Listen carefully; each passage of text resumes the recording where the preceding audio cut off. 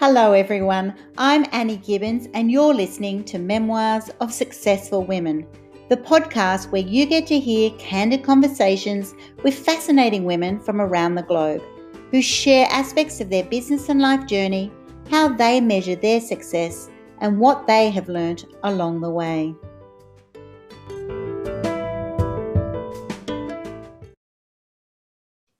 Hello and welcome to Memoirs of Successful Women. Today I have Kez Wickham St George, who is an international public speaker. She is a best-selling author in 3 different genres. She's spoken all around the world, in Japan, at Crom Castle. She's been in magazines. She's been 3rd place in literacy competitions. She's also got a radio show called Kez and Tony.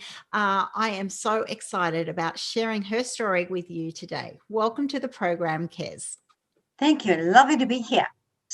So with my story, I started off very young, and I was lying in bed last night. It was so humid I couldn't sleep, and I just thought to myself, I wish I'd have known in my 30s what I know now, because life would have been such a blast. And I could have told the bullies that you accumulate when you're writing, you do accumulate people that think they know so much more than you, and they get a bit stroppy. And so I would know how to have dealt with them. With the anthology I'm writing, I'm co-writing, The Colours of Me, the book's called. I've had 2 or 3 authors say, oh, this has happened and that's happened. I just say, come on, girl, big girl panties on today. We have to have a look at who we are and how we're growing. I think it's a shame that some people find it necessary to try and blow your candle out. I really do, because we all need to shine brightly. And if you shine brightly, the only news we can impart to each other is good news. Yes, exactly. So why do some people just get discovered overnight? Most of us have to have the long haul. Is it just luck, or is it pure talent? Is it a mixture of both? What if you've watched a lot of authors over your time? Okay, so some of them are you surprised by? Is it their connections? It's not what you know, it's who you know. Definitely. I have had 1, 2, 3 publishers. I'm on to my 3rd, Karen McDermott, MMH Publishing. I couldn't have wished for a better dream to happen. We've met 4 or 5 times. I was with another publisher, and I wanted to remain loyal to my publisher then, but it didn't work out. So we both shook hands and moved on. But Karen moved into my life, and that's when I got to speak at Crom Castle Island. But she goes that extra mile for people that are authentic and transparent, as I said before, because then you start bringing out the best in each other. So when I've met people that are like yourself, that have offered to do a bit of a podcast with me, I will do the same for you in the future, and make sure that you're as much recognized as what I am. So it's not about, let's try and be the most well-known author, because authorship is something very, very special. It's bringing your thoughts and letting other people read them, whether it be fiction or not. It's an honor for people to read my books, but it's also an honor for me to write for you. It's entertainment. It's super entertainment.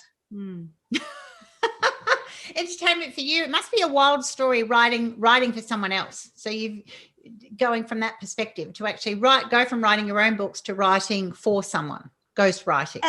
That's ghostwriting. I've only ever done that once. Didn't work out. I had my point of view, he had his, so it didn't work out. But funny. What I'm trying to say here is that we have to, if we're writing our own story, you have to be very, very careful. And if you're writing fiction, go for it. It's fun, but make sure you do your research. Like I wrote about being in Coober Pedy. I had an adventure in Coober Pedy, and someone questioned me about it, and I thought, oh, hang on a minute, so I had to go back.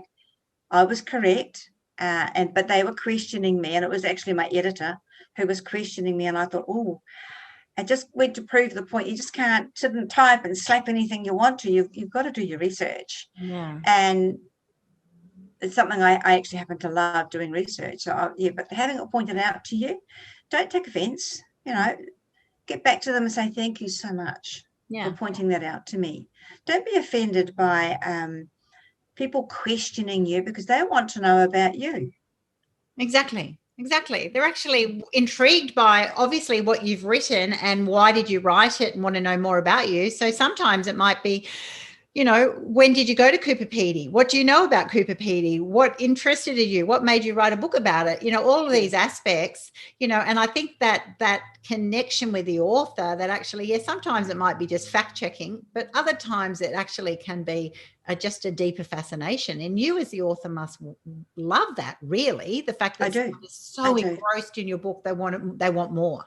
That's right. They want the behind the scenes. Yeah, they do. They don't often get it, but they do. You're always going to leave them dangling, right? I know. It's like, well, you're just going to have to read my next book. So what was your first book, Kez?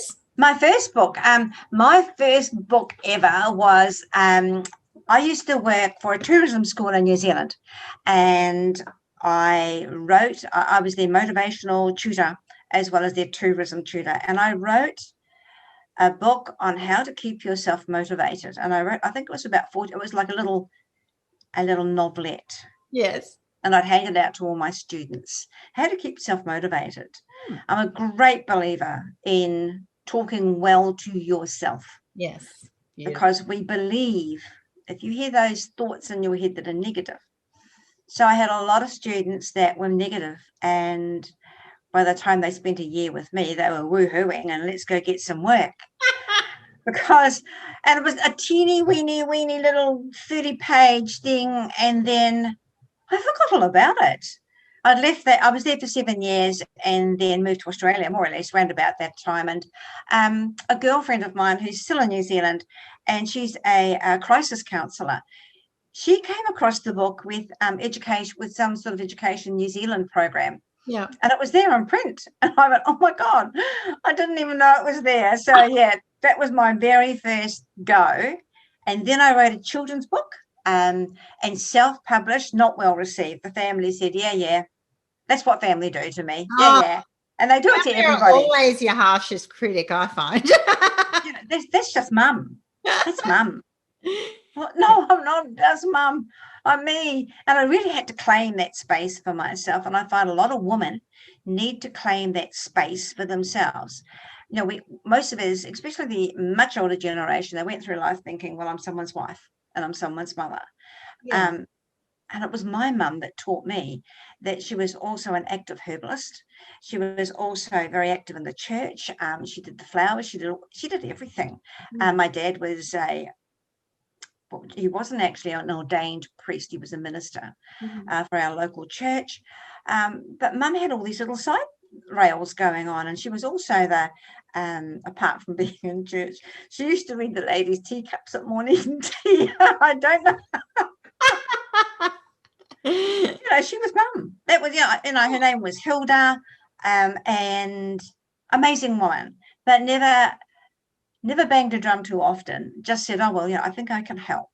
So very, very often there would be people at my dinner table, and when I was a single girl, with their problems, and mum would be listening and saying, well, have you tried it this way? There was not one word of, I'm a counsellor, I can help you, I'm a herbalist, I'm a healer, because that's what she was. Yeah.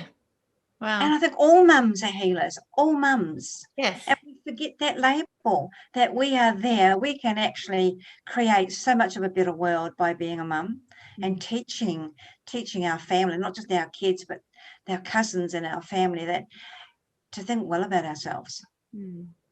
Wow. Good advice. We need to do more and more and more of that. So you had a confidence book, you had a children's book, and then next, what did you dabble in? I've dabbled in so much stuff, but the writing and art was a big one for me. So I moved to Perth, and empty nester. Husband was up north, and I thought, oh, keep yourself busy. What do I do? I was so homesick, so homesick. Mm. And I had one friend who was suffering terribly with bipolar. So she wasn't much help at all. But now I look back, it was funny when I look back, because I'd ask a question and she just looked straight through me because she was in another world. And I'd say, did you hear me? Did you hear what I asked? Did you hear my question? And she'd go, what question? So it was like, I lived with her for about 3 weeks now. Now I look back, and like, it used to really make me cross and upset. Yeah, I needed you. Nothing. I just did nothing. Support. Where's my support when I need it? Yeah. Well, all my kids were back in New Zealand or East Coast Australia, and hubby was up north. I had no family left. My sisters were a lot older than me. They were all born pre-war. I was born post-war. So mum and dad had passed away, and they were my biggest critics and my biggest supporters of everything I did. So and then one day I walked outside my little villa where I lived in Armidale, and I knew it was make or break time, just make or break day. I looked up to the sky and it was so blue, and it just went on forever. And I just looked at my little cottage and I just thought, how lucky am I? I'm healthy. I could be happy. If I wanted to be, I want to change this about, I'm going to have to do it, because nobody's going to walk through that door and make me happy. I have to do it. So I joined that particular day. I joined a poets club and a writers club and an art club. And within 3 weeks, I was employed in Perth City as a writer's assistant, teaching other ladies how to write, which I just loved. I ran creative writing courses. So yeah, it all started. And I was there. I was in Perth all of up 6 weeks before that happened, and I put myself through hell. And I couldn't.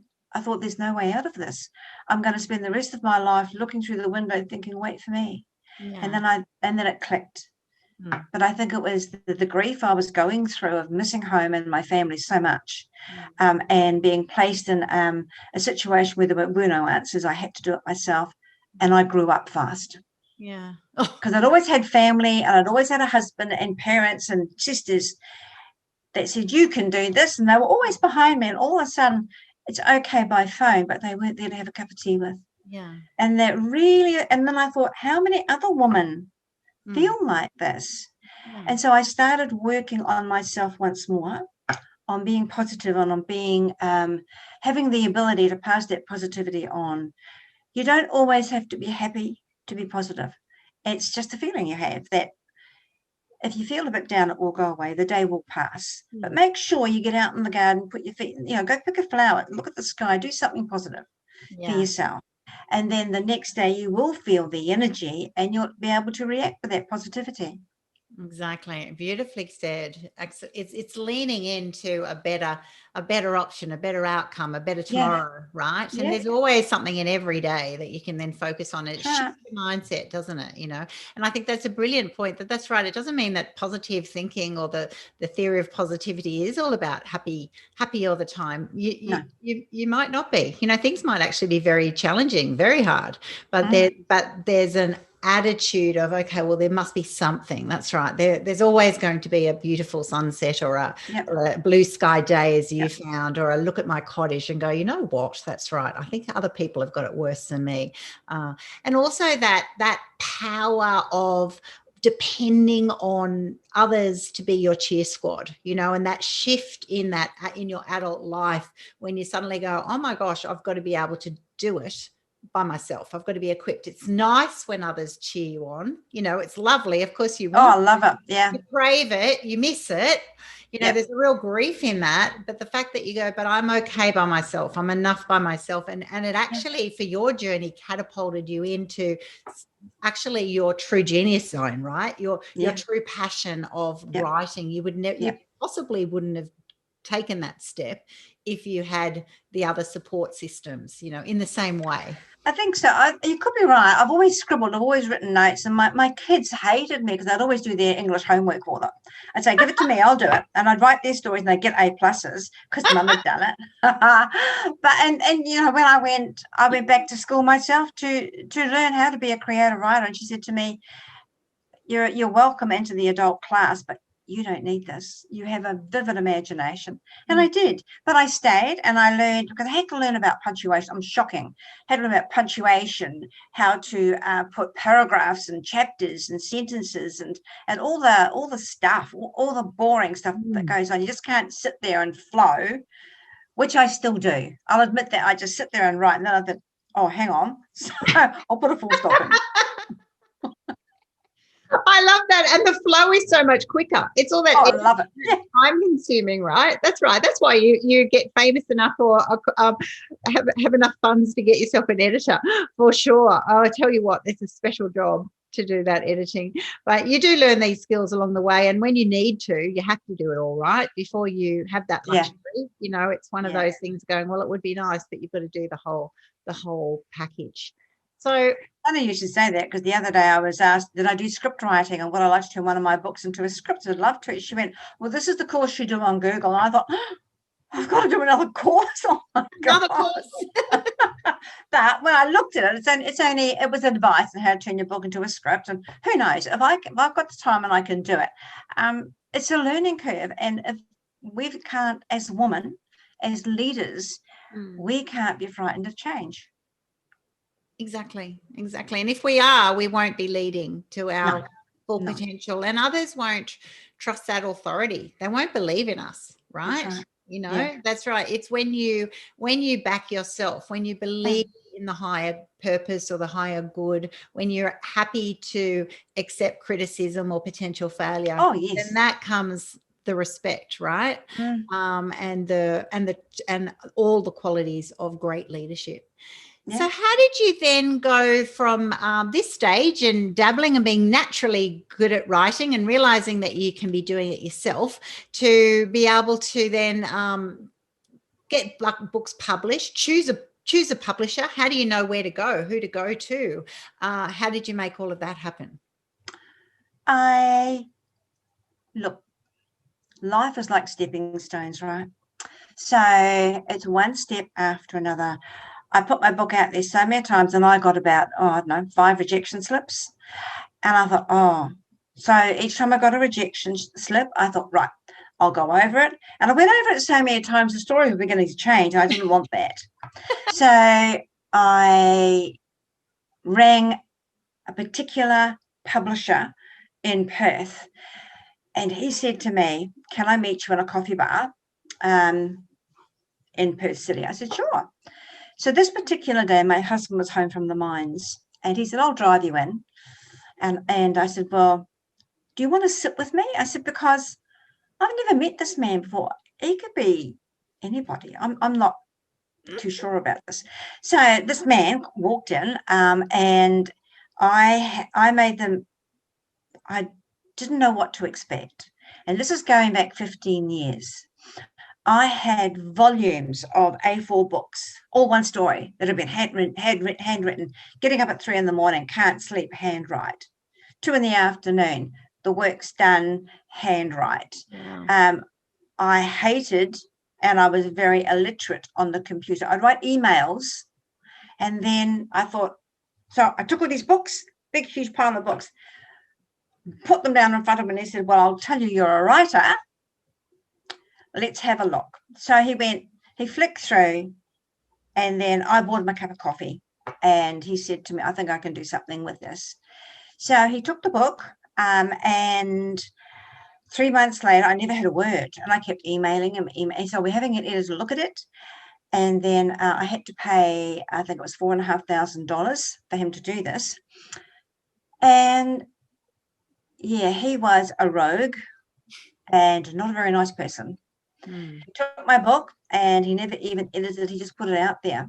So it took 6 months for me to find he didn't even tell me it was published. Oh. It was on Amazon. I was holidaying in New Zealand when a good friend of mine who'd ordered it said, I have your book. And I went, what book? Oh, what book? Yeah. My worst publisher ever. Yes. And I wish I could name and shame, but I won't. No. Because I'd like to not tell people to go down that path. But look, we all meet people that say, yes, I can do the best for you. And as soon as your gut feels like, walk away, because my gut felt like that all day, but my ego kept being patted and smoothed and kissed and loved and put in a little box, and it said, oh, I love this. I'm an author, I'm a writer. So bad move. Then I found very disappointed. So I just sat and I wrote, and I had 2 young men from England approach me. No, I tell a lie. I found them on Facebook. They were advertising for authors for ebooks, and they just opened up on their own ebook store in Europe. And I was on board. I was one of the first 10 authors. I put 4 books through them, and I was making, over Europe. I was in Europe, and people were buying my books like, how many books do you have to sell for $50 a month, something like that. I was doing on ebooks through these guys. They were really popular. I'm going to write some more. And they just loved me, and we just got on so well. And then after about 2 years, their wives said to me, this guy wrote to me, and he said, I'm going to tell you the truth, Kez. He said, because I feel you're an older woman and you'll understand. And I thought, uh-oh, someone's had an affair. But he said, no, he said, my wife has asked me to close shop. He said, we are just under so much pressure. So they closed shop, and they sent all my books back to me. And then I thought, what now? So, okay, universe, if you want me to be an author, it's all yours. Yeah. So I just kept putting myself out there. And then one day a local lady knocked on my door, and she said, I believe you're looking for a publisher. I said, I am. Well, she wasn't a publisher, or she published her own book then, but hadn't done anything major. And we got on. She was.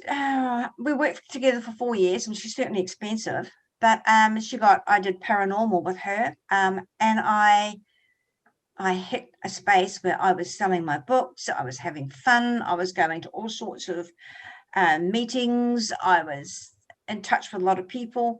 And just before COVID hit, about a year before COVID hit, her and I stopped publishing together because she got busy in other areas of her life. And then I met Karen McDermott over a coffee, and Karen's been my publisher ever since. But Karen has literally taken me to places I never thought I'd go. I mean, I'm in India. I'm in Japan. Who thought? Who would have thought, right? But it's taken that journey. It's not been like, oh, I'm just going to be an author and I'm going to be famous immediately, because I'm not famous. I'm well known.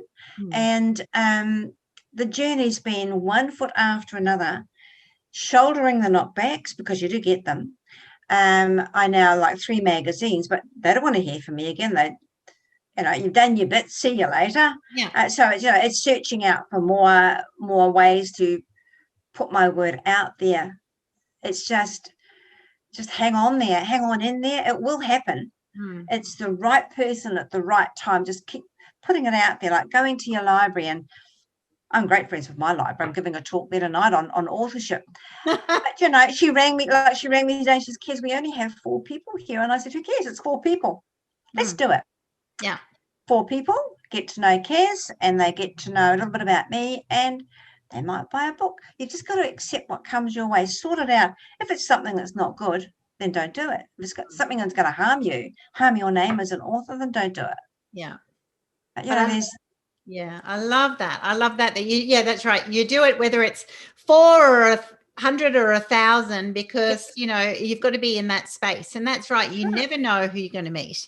You never know who's going to then suddenly give you a connection, an opportunity. Is also has these amazing things in the pipeline. You just don't know. And those people who just go, oh well, I'll just wait and only take something that's of their dream level, well, they'll keep dreaming, won't they? The reality is those dreams happen because you do put yourself out constantly. And what you've told me in your story is that you've adapted many times. You've had to actually go, all right, what's next? That's right. Once you have, been in a certain magazine, they're going, okay, well, we know your style or whatever. Sometimes you can get a contract and become a regular writer, and other times it's a once or twice thing, and then they're looking for someone else. So if you're not constantly growing and building your networks, then you're in a challenging spot, aren't you? Yeah, that's right. But challenges are put there for a reason. They're put there to make you grow. And it all depends on how you see that challenge. I mean, look, some people are horribly challenged. I wouldn't want to be them for 1,000 years. I wouldn't. They are horribly, horribly challenged in their lives. And my heart goes out to them, whether it be health or business or family, whatever. But, you know, for me personally, the challenges that have come along have been affordable for me. You know, they've been like, okay, so one of my family said to me, I never want to speak to you again. That was 5 years ago. Guess you rang me a year ago and said, oh, we've changed our minds. Okay. What do you do? Okay, let's chat. Let's just love each other.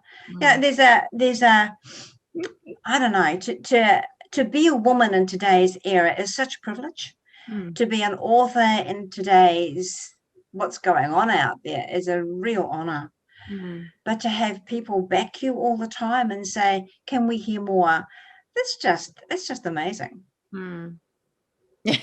It is amazing. And you've built your tribe around you, from those who've done that journey, those who've read your books, those who have supported you from family and friends. It does take a village, doesn't it? Just to keep backing up. Going over to Crom Castle, I thought I'd sort of be, you know, I'm an older woman. What do they want with me? But I went there thinking, I just knew I had to do it. I walked away 7 days later. I walked away with such a family of authors that all say to me, we love you. Wow. You know, and not all of them, but I'd say there was about 15 authors there, all with a story. And I'd say 6 of them contact me regularly. One of them I speak to every day. Such a beautiful tribe and they encourage you to write short stories. And if I see a competition coming up, I spread the word. So we all enter. And it's like, you know, it's like a big bubble of all these authors and we all enter the same competition. And when someone gets first place, we think, one of us will win. Exactly. Yeah. One of us has got to. So, yeah, it's doing things like that was huge. It was huge for me because I'm a bit of a loner. But, yeah, for someone that wants to write, you know, and doesn't have a clue how to start. That's why I'm a writer's consultant. We start from the first blank page. If you have written a book and you don't know what to do, again, contact people with the same name as like a writer's consultant that know where to put you in where you belong, in the arena that you belong in, and can contact at least 4 to 5 different publishers. One of them's going to pick you up. Now, believe you me, it's not cheap these days to be published. It's not cheap. But there's nothing like it seeing your name on a book and holding that book in your hands and then someone saying, I loved your book. It's just, oh, my God. Yeah, exactly. It's amazing. Very emotional and wow. I know that because I had my biography put out last year, and when you hold it in your hand and you sort of just go, I can't believe it. And then when you get feedback from other people who read your story in different ways, different things resonate with different people. It's very, very emotional. Yeah. And the amazing thing is too, you know, a woman knocked on my door yesterday and she wanted I do a bit of artwork, so she wanted a particular paint she couldn't find. I said, I have it. And we had a cup of tea, and then she said, I knew her name was Sharon. I didn't know her last name. And then it clicked. She's one of the biggest book reviewers in Perth. Ooh. Yeah. And I didn't know who she was. Look, I'm thinking, I know you. Do I know you? I know you. And then she went, Kez, I review all your books. And I thought, oh my God. So you do. But I didn't know what she looked like. And it was Sharon that came in the door and sat at the table. I didn't know her last name. So there's all these things that happen to you and you think, well, you know, it's all wonderful. It's just wonderful stuff. Yeah. I love the way your passion now is mentoring and coaching other particularly young women to actually just believe in themselves, to trust their voice, trust their narrative, to now write, you know, get their story out, whatever that might be, whether they're one day famous or one day have just written that one book, you know, like I've just interviewed Lani Mulvey, who's just put out her, you know, Stand in Strength book. And so it's like 20 years in the making, and I have my work words on paper. You know, we've all got different reasons that we write, right? And the achievement is huge. For even if it was back you when you did your 30-page book, it was meaningful at the time, it was necessary at the time. And so I think that's so wonderful that there are so many young people who can just learn so much from your experience and your skills on how it all works, not to overcomplicate it, to know the risks, to know the people who are a bit dodgy, to know the people who could rip you off, to look for dodgy is a nice Australian word for those listening in. Dodgy is when they're like, just not quite right. I feel this one going south very quickly, and it usually does, and it usually results in your money going south as well. That's right. So I think that is just so valuable, and I'm in that world of coaching and mentoring, and to be able to pass on your expertise and learnings is just so valuable. And although it does cost money, anything that you do does cost money, and there's no doubt about that, but you can also help them save the money you've lost over time. And most of the women I interview at older stages of their lives will go, oh my gosh, I've lost so much money while learning these truths. That's right. Because we didn't know.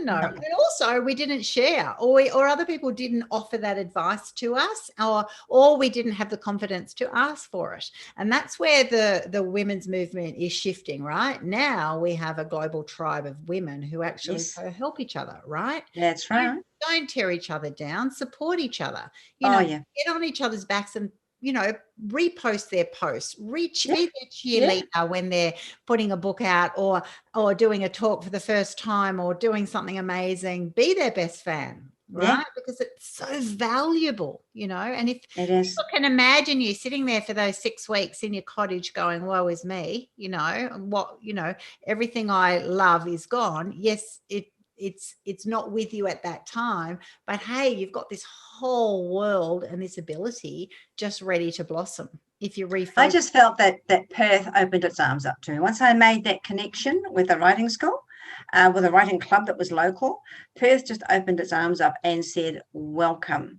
Wow. So people say to me, oh, tall poppy syndrome. I haven't found it here. I haven't, because I have a different mindset. If you're looking for it, it will find you. I've always found that if you've got a negative thought, and it's so easy to be negative. I mean, it's so hard. For some people, it's really hard to be positive 24/7. And we all have negative thoughts. But I actually find when I'm tired now, and I'll admit to anybody about 3 o'clock, I have an inner nap to freshen my brain up. Because I'm normally a coach during the morning, I've written during the morning. I normally don't have lunch till late, and so there's different things will come into your day, and you think, oh, not again, please, not again. I have the ability now to put that to the side, but I've had to learn that trick. I've had to learn that it's not important unless it's an emergency. It's not important at the moment. Carry on with what you're doing. Put it to the side. And I find another trick I have learned where being motivated is write it down. Write your thoughts down on paper. And if it turns out to be a negative thought, then right underneath, how can I turn this around? That's the biggest draw card for me when I teach and when I tutor and when I mentor, is showing others the value of the power of the word and writing is immense. So if you've written something negative, and just say, I wasn't feeling very well today and the kids were playing up, la, la, la, write it down and then turn it round. So what were the children playing up about? Should I have taken a Panadol and rested for maybe half an hour, given my body a break? Let's turn it around. Let's be more positive towards with each other and for each other. That's the only way we're going to grow in any sort of women's leadership, is being there for each other. Terrific. Totally agree wholeheartedly. How did you become a radio host? Oh, Tony Radio. You're just a woman of many hats. Oh, my goodness. I was camping and Tony Radio in Northern Queensland got hold of me. Tony has 1 million listeners per day on her podcast and radio show. And the negative thoughts came in. Yeah, right. Okay, right. And she said, will you be on my show? And I thought, sure will. But I was in a place called Windy Harbour who had one bar. I had one bar. Oh, gosh. So I grabbed my husband's phone, and he's with Telstra. I'm with a different company. And I managed to contact Tony, and we had the funniest interview. The Windy Harbour is true. It blew the old caravan about. I'm sort of rocking about in the caravan thinking I'm going to be with Dorothy. I'm going to go away with the wind. And we had the funniest interview. And then I got, about a month later, she was advertising for co-hosts, and I put my hand up because it's something I've always wanted to do. But it's up to her, to who she chooses. And she went, I so enjoyed our time together. And Tony also wrote a book called Resilience, and she asked me to go over it and see if I could improve it, which we did. And I pointed out some facts to her that she had missed out on. Again, it's Tony do some research on, and it was about her own body, her health. So then she got back to me and she said, I'd love you to co-host a radio show with me. So that's what we're doing. And I went, what? Me? Oh, yes, please. So it sounds like a lot of fun. Oh, look, for a woman who loves speaking and loves words. Yeah. We win. I love that. And interesting for a woman who says she's quite introverted. Didn't you say you like your own quiet time? I do. And I do get it. I've had to learn to carve my day up. My husband has recently retired. God help me. So, wonderful man. But it's now, let's go places. Let's do something. I'm retired. I want to go to the movies. Want to go out for dinner. I'm like, no, I want to write. So, yeah, exactly. He's a gorgeous, gorgeous man. I'm very, very lucky. We've been together nearly 42 years. But yeah, so it's, I keep saying to him, will you please find a hobby? Anything. Just try it. Go fishing. Go fishing. Go fishing lots. Oh, wow. Well, what a change after being in the mines for all those years. Oh, my Yes. He was up there a long time. Some Christmases I wouldn't see him for Christmas. But, you find your flock. You find the people. And I had other miners' wives come to me and say, our husbands aren't, do you want to get together for Christmas? Yes, please. You have to learn that, being on your own isn't really good for you. And I had to learn to step out of that area that I felt uncomfortable in, a lot of people around me, because as an author, you're expected to do a lot of talks. And I find there's a lot of people in the room. It just becomes like a hum. I can't actually decipher what they're all saying, and I've got perfect hearing. So when I'm I love groups, small groups, where I can be intimate with you and say, what did you like about the book? Read something to me. Let me know what you thought. And they do. But in big groups, so I found that with him coming home from the mines and saying, I'm retiring, and I thought, okay, nice big white eyes and a smile, and say, okay, darling. And he did. He's the love of my life, don't get me wrong, but there are times I go, please go fishing. So, and by fishing, I mean go visit someone, go have a coffee with his family. We now have a daughter over here. Just give me 2 hours, and I find that's perfect. How do you enjoy being involved in collaborations with a whole lot of different authors now in different books? It's becoming more and more popular to be part of. Anthologies are very popular. Yes. I actually did it with a very careful thought process, Annie, and that was I've been invited twice to join anthologies for the most enormous amount of money that would have me publishing 2 books. Wow. Enormous amount of, it was something like 4,000 words, maybe 5,000, and 150 on your bio. And I kept thinking, and I kept seeing these amazing women pop up, and I know some of them in the books, and I thought, but I also know your circumstances. You must have really, really, really been stretching for this. So, and I also wanted to write, I wanted to bring the everyday woman in. Not the famous, well-known business owners that work with multimillionaires and are multimillionaires themselves. I wanted to know your story. That's where my heart belongs. The everyday woman. So I found another co-author, this woman from Castle. Her name is Michelle Wittery. And Michelle and I put our heads together and we decided to bring a book out, an anthology book out for everyday woman.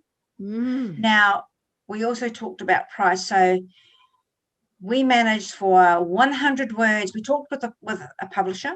So for 100 words on your bio and 3,500 words for your story, we charged you, what the fee was, $350 instead of $6,000 or $1,500. Wow. We've had to turn people away because we only wanted 20 authors. The royalties from the book are going to a charity that's in discussion now. We didn't think that anyone would mind. And we've only had one question about it. Where are the royalties going to? So it's going to a particular charity that Michelle Wittering on my heart is close to. And the book's coming out in September, and it's a beautiful book. And we would like to do this every year, just for the everyday woman like myself, yourself. None of us are well, I don't know about you, but I'm certainly not a multimillionaire. And I don't own a whiz-bang business that goes, overseas and earns millions. I own a multicultural business, and I have 3 ladies from the USA that have joined the book. Normal, everyday, either single girls, mums, housewives, that just wanted their words to see themselves on paper, and who knows where it's going to go from there. And I'm just in love with this book because it's such a kind book. And there's nothing woo-woo, look at me, toot my horn. There's nothing. It's all about our journeys. And some have had depression, some haven't. Some have had physical trauma, some haven't. Mental trauma, some haven't. It's just about, my little story in the book was going through menopause, because no one talked about it. Oh, goodness me, I'm doing that at the moment. It's just a whole new world that suddenly when you do talk about it, then all these women just suddenly go, oh, it's almost like, oh, thank goodness they have an opportunity to talk about it. Well, my mum went through it and it was hell. It was hell on wheels for her. I had to have a big operation later on in life when I was in my 50s. So I went through very early menopause, and I kept thinking to myself, am I my mother? It scared me. Am I my mother? Because there was nothing except Valium for my mum. Because she had mood swings, severe mood swings, and overheated all the time, hot flushes, migraines, and passed out with them. So she went through hell. And I kept waiting for the worst to happen, but trying to keep positive. And it was like, I don't want the medication. I went through it naturally. Yeah. And when people say, when you're in your 60s, it all slows down. Wrong. It doesn't. Wrong. I'm still getting hot flushes. And my husband says to me, I know I'm hot, darling, and you're sweating. So you're not giving me hope here, Kez. But hey, that's your woman, right? And that's what it's about. That's what these conversations are about. They're actually going, goodness me, girls, when you start talking frankly and honestly, that's everyone will go through ebbs and flows in their life. Everyone will have health challenges, life challenges. Situations happen through luck or through chance or through just, sabotage from others. Things happen, right? And that is real life. And that's what I love about what you're doing there, because that's right. One, you're giving these women the opportunity to put their stories in print, and that's so valuable. And even if that's the only book that they do, it may be, and it's worth enough. That's enough, right? And then it also might give them the confidence to actually go, gosh, there's even more. I could write more words and I could do more by myself. So you never know where these seeds are, the seeds of belief in other people, and being able to generously give them that opportunity, and also to be able to give the royalties to a charity. I do the same on my podcast. I invite people to give to my charity, which is called MIKH, because it's an opportunity for people. You want to give them that opportunity to give, right?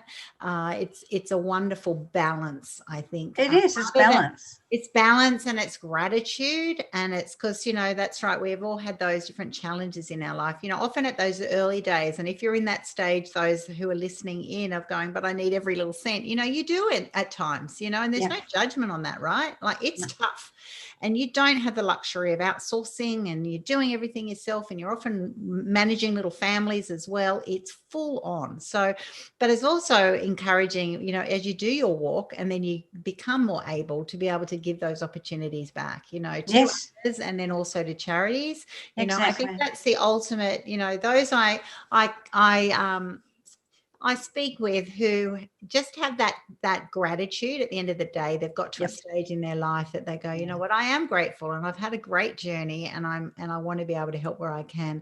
I think that's the ultimate, right? And it's just for everybody, it's the ultimate. It's the ultimate, And the more people there are on the planet who, that would be their goal, then in life, then I think we'd be in a much better place, and we're doing our bit to chip away, right? It's all. Well, I'd just like to point out, Annie, that through the anthology, one woman who wrote her piece has now gone to study mental health, and I was very impressed because her story was about her journey with mental health, and not for her personally, but now she's gone back to university. Isn't that wonderful? It's so and wonderful. Then I pointed it out I had 2 friends in Japan when I went over there, and I was talking about writing.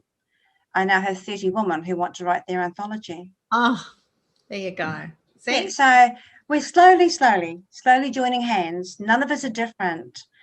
We are women. We give birth to children. We give birth to creativity, and that creativity needs to continue. In your own authentic way, right? Yeah. Yes. Wow.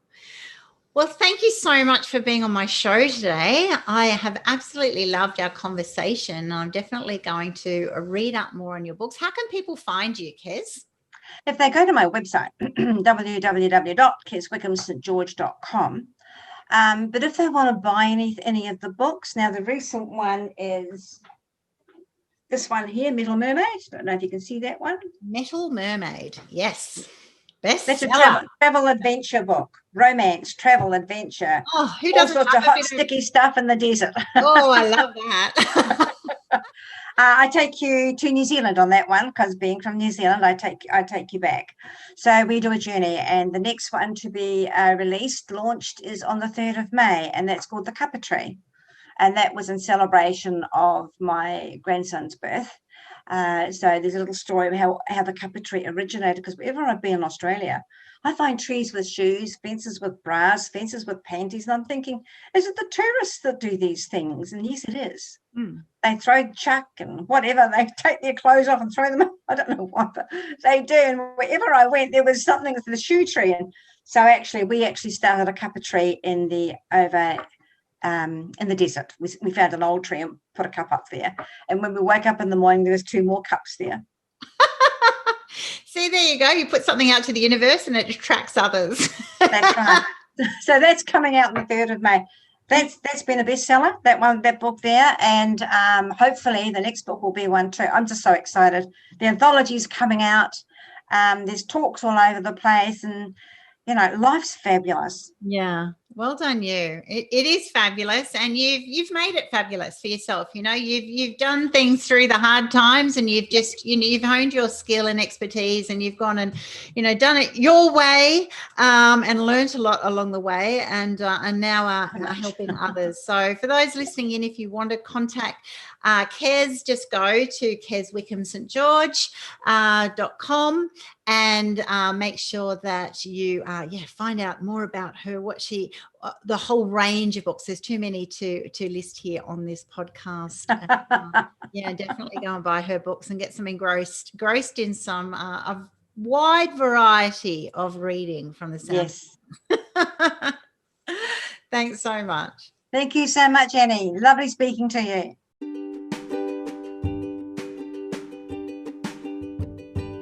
Thanks so much for listening to this episode of Memoirs of Successful Women. You can find me at anniegibbins.com, where you can download my free resources, get connected on social, and check out my online magic transformation program. If you love this show, feel free to subscribe to future episodes, and of course, share it with your friends. I'll see you again soon, and until then, happy podcasting.